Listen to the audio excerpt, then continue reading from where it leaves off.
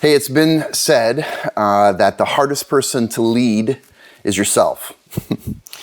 I think you probably heard that before, right? And who's the hardest person to lead? Well, it's yourself. Now, I think that's true. I mean, I've found that to be true. I am by far the most difficult person that I've had to lead.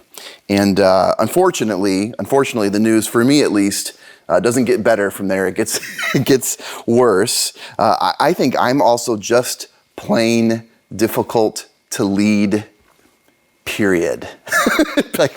Period. Whether it's me trying to lead myself or some other sucker who drew the short straw and has to try and take a crack at it.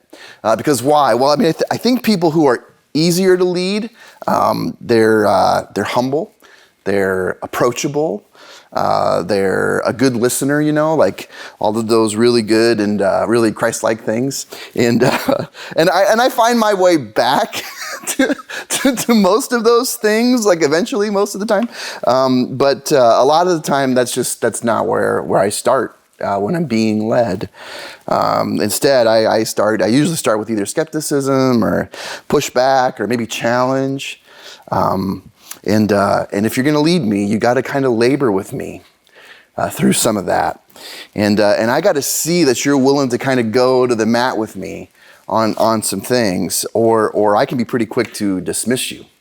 At least at my worst, I'm kind of like that. But if you are willing to do that for me, get a little bit uncomfortable, maybe, here's what I found. And maybe this is true of you as well. The place where I feel the most uncomfortable, especially as someone's trying to lead me, that place is often the place with the most growth potential, okay? It's when an assumption that I've made gets questioned by someone who's trying to lead me in a different direction. It's uncomfortable, but sometimes there's something there, or a blind spot that I have gets revealed by someone. It's uncomfortable, but maybe there's something valuable there. It's when a perspective that I've previously dismissed is presented in a way that I'm forced to reconsider, or it's when someone has the courage to call me out on something, but they do it in a way that feels like they're more for me than against me. It's in those places where I feel the most, in the moment anyways, the most uncomfortable, that I found often offer the most growth potential for me. And to me, I don't know if this is like this for you, but that's how I'm experiencing this series that we've been in for the last couple of weeks. We're just looking at Jesus' Sermon on the Mount, and we're doing that in a series that we're calling What If Jesus Were Serious? What if Jesus were serious? And as a supplemental resource to the series, a lot of us are reading this book by the same name, written by a guy named Skye Jethani. And we're just discussing it every week in small groups. But this weekend, I think, is going to be one of those potentially uncomfortable weekends, but also a potentially high growth opportunity. Because Jesus is going to say some pretty uncomfortable things in the part of his sermon that we're looking at this week. For example, Jesus is going to say, but I tell you that anyone who is angry with a brother or sister will be subject to judgment. And again, anyone who says to a brother or sister, raka, which is a term of contempt, we'll talk more about that, is answerable to the court. And anyone who says, you fool, will be in danger of the fire of hell. Kind of an uncomfortable thing for him to say. But he goes on, right? He goes on. You've heard that it was said, you shall not commit adultery. But I tell you that anyone who looks at a woman lustfully has already committed adultery with her in his heart. That's kind of uncomfortable. He doesn't stop there. He says, if your right eye causes you to stumble, gouge it out and throw it away. Okay. It's better for you to lose one part of your body than for your whole body to be thrown into hell. And he continues the list here. And if your right hand, I don't know, are right-handed, right eye dominant people more prone to sin? I'm not sure. But if your right hand causes you to stumble, cut it off and throw it away. It's better for you to lose one part of your body than for your whole body to go into hell. Okay. Okay. I mean, those are some uncomfortable verses, right? I mean, imagine what it would have been like to be there on that mountainside, hearing Jesus say all of these things in what I imagine is probably rapid succession in real time, because it's boom, just like one after the other, one after the other. The hits keep on coming. Jesus says, sure, you might not be a murderer, but how many people have you eviscerated in your heart? I mean, who do you harbor and justify anger towards? And do you think that's okay? Do you think God thinks that's okay? And then he says, if you've got contempt for someone, that word raka, it actually is it's a derivation of a sound, like the sound that you raka as you go to spit, right? Who are you holding contempt? Who would you just spit on? Do you think that's okay? You know what? According to Jesus, that's just as bad as breaking the law of the land. Or hey, don't just pat yourself on the back for not having an affair. If you're looking lustfully, you're having an affair in your heart. I mean, those are all super uncomfortable to hear. They really are. It's not the kind of like, hey, come back next week for part 2 of the series, right? It's not one of those. Not many returning visitors, I think, for that one. And so you know what I wish in moments like these, where we're like talking about like very uncomfortable things or uncomfortable, maybe difficult to understand parts of Scripture. I wish that there were such a thing as thought bubbles, like in real life. Like we could all visually see each other's wheels turning and how we're trying to make sense of what Jesus is saying. Now, I don't know this for a fact, but if I'm guessing, I think our thought bubbles probably would fall into one of 2 categories, okay? I think some of us would hear those uncomfortable things, and our thought bubble would maybe read something like, that's right. That's right. And you know what? It's good that we're finally getting serious about sin around here, right? So we're finally going to preach a message about it's about time. And you know what? It's too bad that so-and-so's not here to see it, right? Or the so-and-so group of people aren't here to hear it from the horse's mouth, right? I mean, those of us in this category, we don't really feel uncomfortable at all when we read some of these things that Jesus said, because we're so preoccupied with that other person or that other group of people who probably should feel uncomfortable. Now, others of us, we don't really fit in. Our thought bubbles aren't really along those lines, but instead they go more in a different direction, like maybe into a little bit of insecurity or a little bit of fear, maybe confusion. Our thought bubbles would read something like, I mean, Jesus really said that?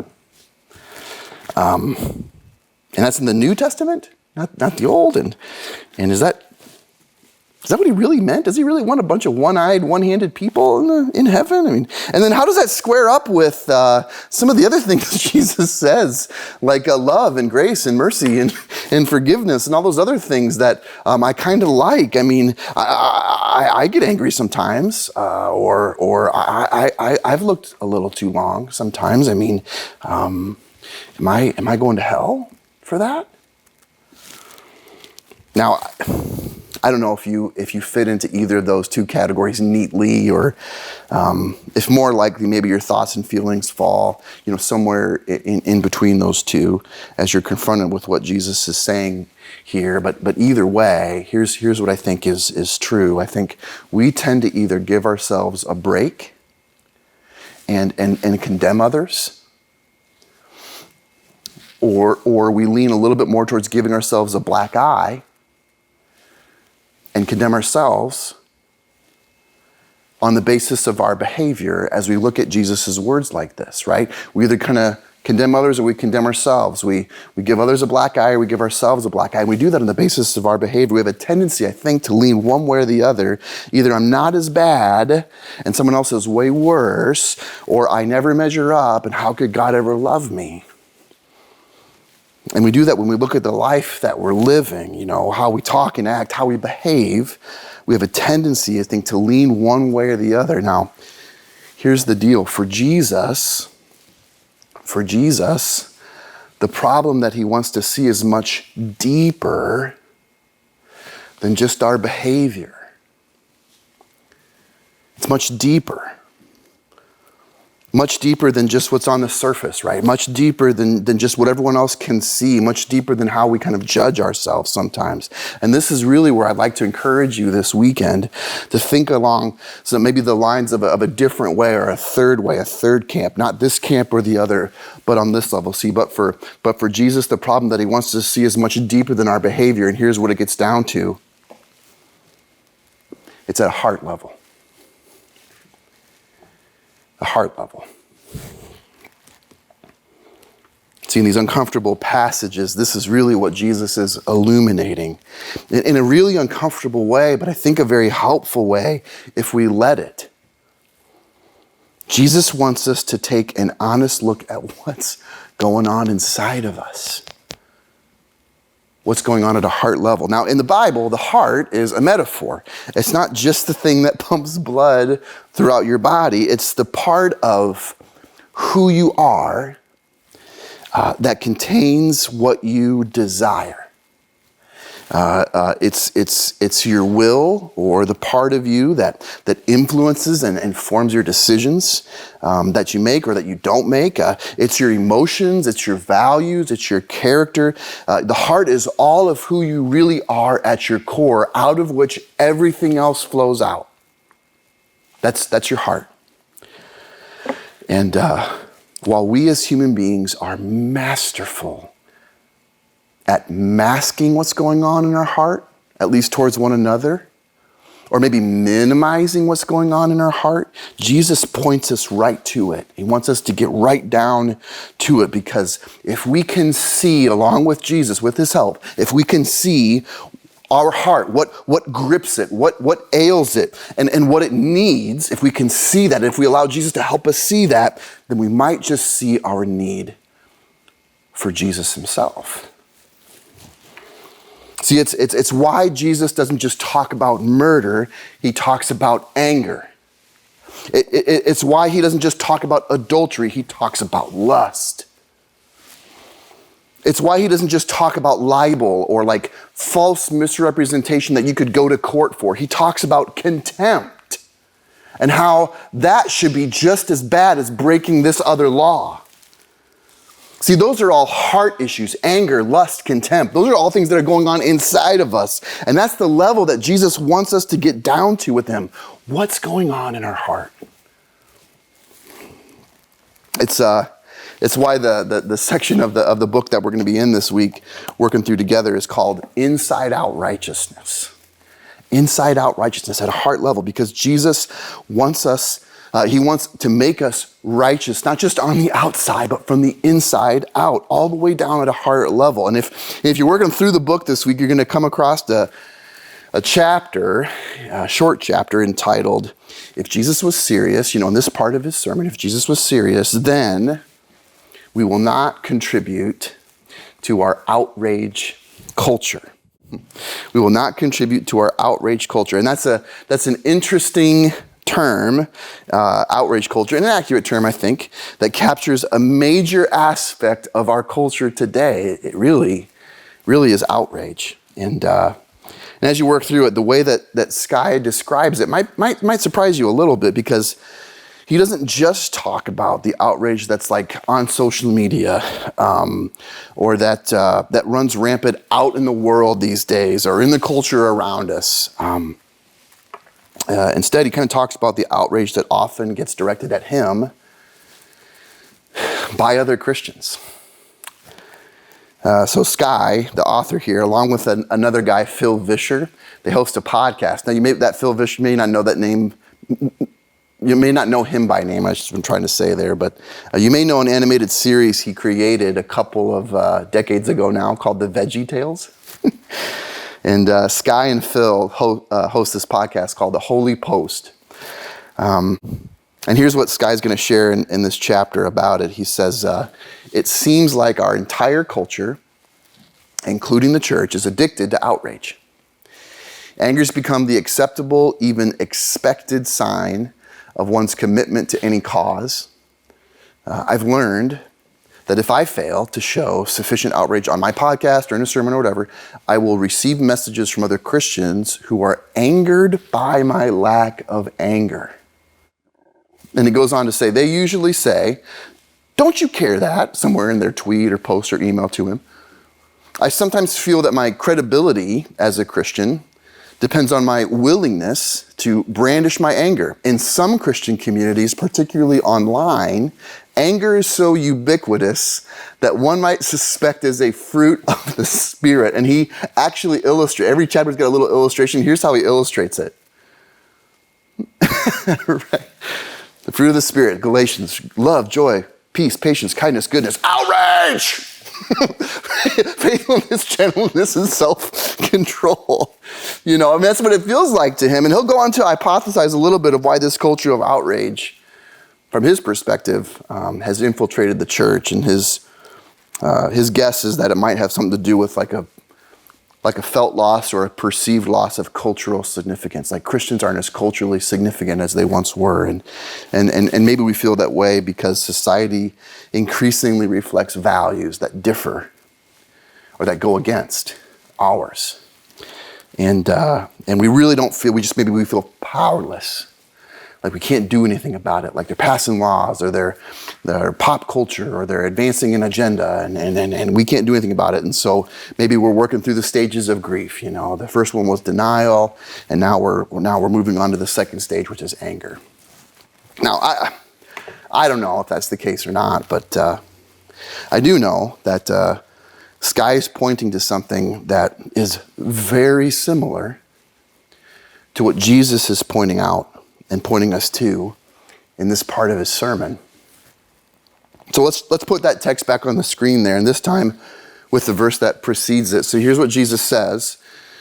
You've heard that it was said to the people long ago, you shall not murder, quote, you shall not murder, and anyone whose murders will be subject to judgment, unquote. That's one of the 10 commandments, written millennia before Jesus came to the earth. But I tell you, this is Jesus speaking, I tell you that anyone who's angry with a brother or sister will be subject to judgment. He's not equating murder and anger. He's not saying those are the same things, but he's saying we have a tendency to really agree that murder is really bad and that should be punished. Jesus is saying, why do you treat anger all that differently when it's not? He goes on to say, again, anyone who says to a brother or sister, raka, holding someone in contempt, is answerable to the court. It should be seen as illegal. And anyone who says, you fool, will be in danger of the fire of hell. We have a tendency sometimes to think that outrage, a culture of outrage, somehow came on the scene with the advent of social media. Like things were great before. Nobody ever fought ever over anything. But a culture of outrage is exactly what Jesus is confronting here 2,000 years ago. And I think there's a progression here that we could probably outline, because here's what Jesus is essentially saying. He's going to say, if you will let anger remain in your heart, if you let it stay there, eventually that turns into contempt that grows in your heart. And if that goes unchecked, eventually it's going to be malice expressed from your heart. And if we were to make these less kind of theological and we made them more relational, because Jesus is talking about how this worked out in relationships, here's what this might sound like, okay? I'm mad at you. I'm going to continue to be mad at you to the point where I'm not going to really value you, or I'm not going to value you as much as I did, maybe not at all. And if that just continues to go, I'm going to treat you however I want. I'm going to treat you like you deserve, which is very little. And this right here, this is the playbook for a culture of outrage. There it is. There it is. In our world today, anger is a right. It is. I have a right to my own opinion, or I have a right to free speech, usually means I have a right to be angry with whoever I want to be angry with, and I have a right to express that anger as long as it doesn't break any laws of the land. I can express that however I want. But you know what? Don't just stop there. Let that anger simmer and grow so that it turns into contempt. Contempt towards those who you were angry with. Make them into something less than who they are. And who are they? That's a pretty important question. Who are they? These people that we get angry, who are they? Well, they're human beings that God created in his image. Now, they may not be living in accordance with that image, but nevertheless, that's who they are. They were human beings created in God's image. God created them, and people that Jesus considered so precious that he gave his very life so that they might be saved. But no. Make them a lot less than that, right? Because really what they are is stupid, or they're morons, or they're idiots, or they're fools, A dangerous cancer to society, worthy of nothing more than being called out for who they are. That's the playbook. That's the playbook. I mean, entire media outlets are built on that playbook. Entire media outlets. Twitter and Facebook would wither up and die if this wasn't true. Without a steady stream of this, right? And that's what's so ironic about this, okay? Because we think that social media is the problem. No. Social media just magnified it. It just illuminated it, right? If what was going on in the human heart was awesome, social media would be awesome because social media is a reflection of society. And even some Christian pastors, writers, speakers, they are cashing in on this. They'll deal in anger because what they know is that there's a never-ending appetite for it. I mean, if they justify anger towards someone and they bless contempt towards someone, what they're going to get in return is a loyal follower, a loyal giver, and a loyal promoter. Culture of outrage, right? Now, some of you might be wondering, okay, I get that, but when is anger okay, Like, aren't there some things we should be angry about? Is anger always a heart problem? I mean, isn't there such a thing as righteous anger? Yes, yeah. Yes, there is, right? There are absolutely some things that should anger us. Injustice should anger us. Abuse and neglect should anger us. Mistreatment of the poor or the marginalized or the foreigner should anger us. Promoting sexual immorality should anger us. All of these things that the Bible said anger God should also anger us. So no, is anger always a heart problem? No, it's not.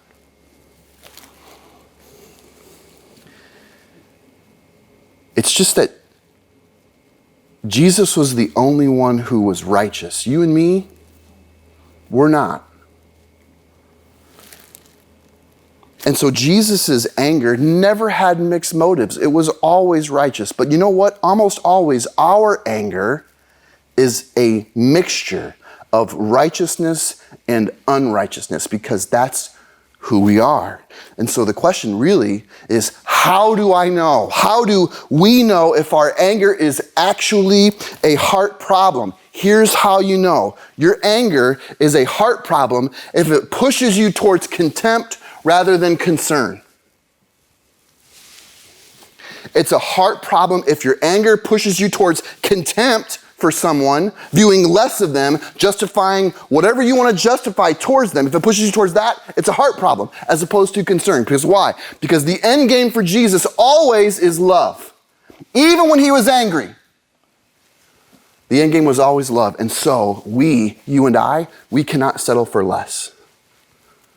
We can't settle for less.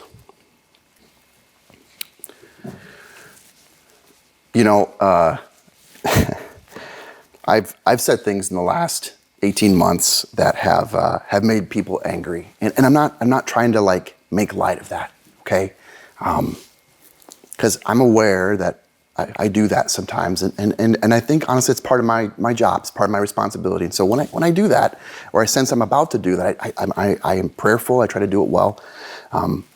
So I know that I've said things in the last 18 days that have made people angry. Okay, and there's been no shortage of people at times who have let me know just how angry they are. It could be with me, it could be with our church, maybe the church generally. And in some of those instances, I would describe it as contempt. You know, I felt like they were fed up, or they weren't going to take it anymore. That I was just going to get what I had coming. But you know what else? I've had more than a few people who were angry with me approach me not out of contempt, but out of concern. Like genuine concern. You know, angry, yeah, but not heart problem angry. Angry that led them to reach out to me with concern. So here's how that looked, and here's how that sounded. It was usually a private message. That's how it looked. It was maybe a text or an email or a Facebook message, but it was directed just to me.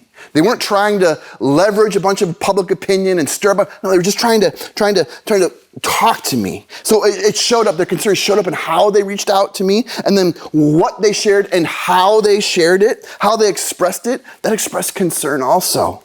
They were concerned that they didn't misunderstand, you know, or if they did understand, they were concerned about what I was saying or what I meant, and wanted to make sure it wasn't going in a weird direction. They cared enough about me to treat me not only like a human being, but like a brother. Like we're part of the same family, you know? Questions, thoughts, feelings, all shared with the larger concerns of Jesus in mind. And I could feel that Jesus was informing how they were approaching me, maybe even in their anger. And I can't tell you how much I appreciated those.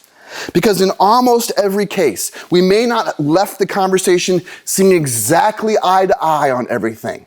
Sometimes we did and sometimes we didn't, but almost every case, we left reconciled, like friends, brothers and sisters. And in that sense, we were unified, right? Because we shared our heart. And as we did, anger didn't get a chance to turn into contempt for one another. Instead, it was expressed as concern for one another, and it resulted in love. That's the crazy thing about it, right? That's what Jesus can do when we deal with anger, how he tells us to deal with it. It results in love, which exactly aligns with how he's coaching his followers to deal with these same matters. Here's what he says in 23. Therefore, if you're offering your gift at the altar and there remember, okay, so at the altar meaning like, it's kind of like a modern way of, if you go to church, right? If you go to church and remember that your brother or sister has something against you, or more likely that God is bringing that person to your mind. If you remember that, Jesus says this, leave your gift there in front of the altar. Don't just go on playing church. First, go to be reconciled to them, and then come and offer your gift. If you've got something against someone, or if someone's got something against you, don't just go on playing church, or these days just leaving church and going to a different one. No. Go be the church, which means go be reconciled. Have the hard conversations in love and get down to the heart of it. Listen, the church doesn't have to be the place where we agree about everything. There's no shortage of things that we can disagree on. And listen, I'm not trying to minimize the gravity of some of those differences or the weightiness of some of those, the complexity of how to navigate that in the context of community. And I'm not trying to minimize that, but that's just the thing, right? That's the thing. That's the uncomfortable place where if we journey with Jesus and we put into practice his words, that's the place that has the greatest potential for growth. See, in the very same things that are so difficult to navigate. And those things, the things that the rest of the world loves, not only to get angry about, but to justify contempt for one another in. What if in those things the church handled it not with contempt for one another, but with concern for one another? What if not only our language, but our very hearts were soaked in this concern for one another?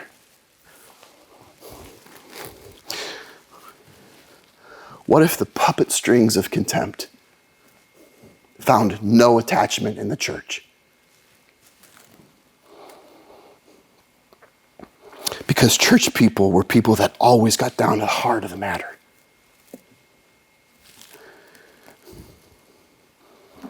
What if we allow Jesus to examine our heart and to reveal any sort of anger that was standing in the way of a good relationship, that was in danger of breeding contempt? And then what if as Jesus revealed that to us, we called it what Jesus calls it, sin worthy of judgment?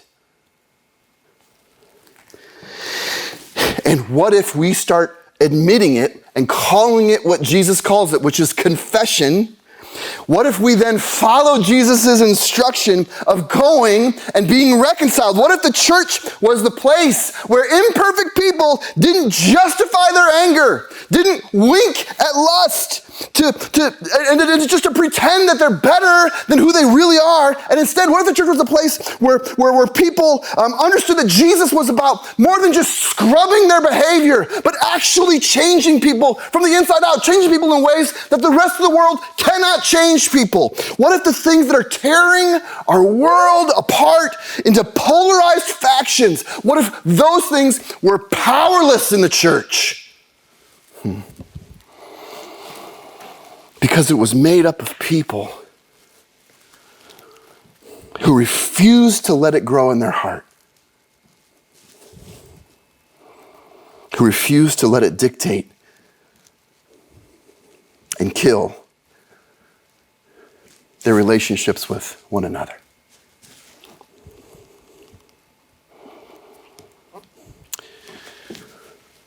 What if everyone was as precious in our eyes as they are to Jesus? And because of that, what if we fight through our own anger to fight for someone's heart?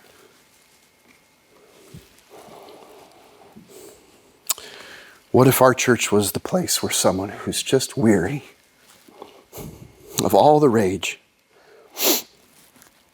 and all the vitriol and all the anger and all the contempt, just weary of it all, could just walk in and experience a community of genuine peace